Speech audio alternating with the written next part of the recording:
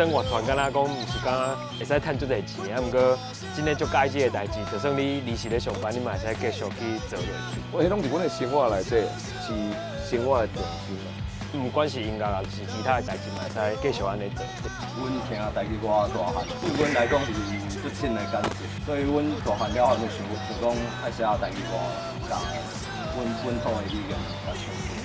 你讲什么语言，你应该是上自然，你讲迄个语言，甲台语找倒来，到台南找，这是这个语言伫咧台湾上早发生的所在。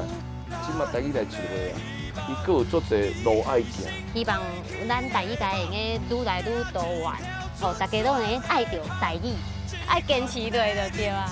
台语当时行，多济向前行。